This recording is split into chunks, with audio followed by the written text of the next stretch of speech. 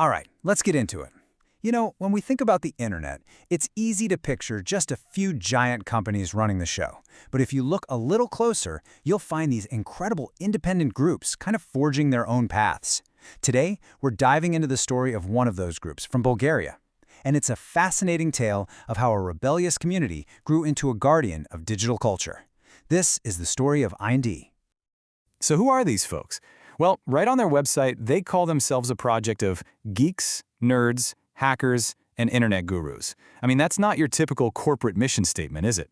Right off the bat, it tells you you're dealing with a group that totally embraces its roots and has this deep, genuine passion for all things digital. So their official name is IndIT, which stands for the Institute for Independent Digital Research and Technology. They kicked things off in Bulgaria way back in 2012, and their whole identity is spelled out right in that name: independent, non-governmental, and non-political. This was a crew of entrepreneurs and tech experts who wanted to build something totally outside the lines of any corporation or government. So how did a bunch of independent thinkers even come together in the first place? Well, their story really kicks off with this shared identity and this drive to build a community that was completely on their own terms. And it all centered around an annual event with a name that was, well, deliberately a little provocative. The whole community really started to form around this idea of the black hat. And that name, it says so much about who they were in the early days. These were people who were not afraid to challenge the established rules of the web, to kind of poke and prod at the way things were supposed to be done. Since 2012, their big thing has been the Indie Black Hat Conference. And for them, it's so much more than just a bunch of speakers on a stage. They actually say it's a way of life. This event really became the core, the heart of their community, a place to swap ideas and just double down on that independent spirit. Now, I know what you might be thinking. The term black hat usually sounds kind of shady, right? But for IndIT, it meant something totally different.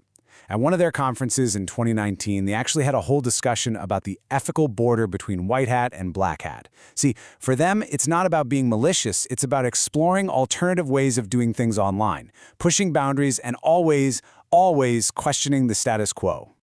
But here's where their story takes a really fascinating turn. Their focus didn't just stay on their own community. They started to pivot, turning their incredible skills toward a much bigger mission: preserving Bulgaria's own digital history and culture. And you can really see this journey unfold on this timeline. They start up in 2012, sure, but the real game changer is 2015. That's when they launched the Digital Heritage of Bulgaria project. This is the moment they go from being a niche community to being cultural archivists.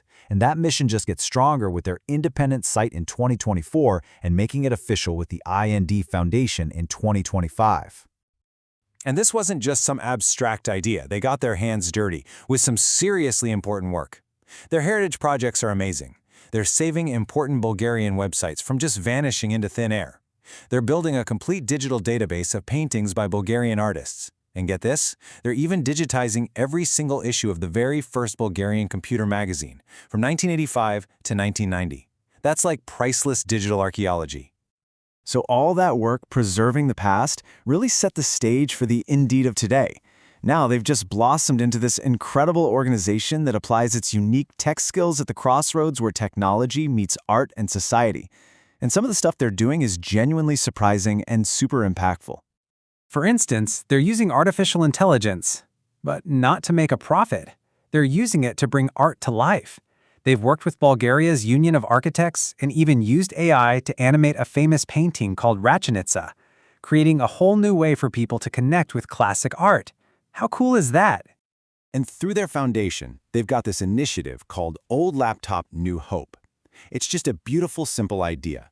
They take old tech from the IT community, stuff that would otherwise just collect dust, and they give it to kids in need. It gives old devices a new purpose and helps bridge that digital divide. They've also really stepped up in an educational role. As part of these EU-funded Erasmus Plus projects, they're out there lecturing on really practical stuff like how to organize remote internships or how to bring arts and crafts into the digital age. They're basically sharing what they know to help build skills for a modern Europe. But through it all, they haven't forgotten where they came from. They are still fierce defenders of internet freedom. They even publicly supported Tim Berners-Lee's open letter about protecting the web. It just connects everything they do today right back to that original, independent, anti-establishment spirit they started with. So when you step back and look at this whole journey, from this little group of rebels to this cultural foundation, what does the story of IndIT really tell us about the future of the internet? And more importantly, why does their mission matter so much?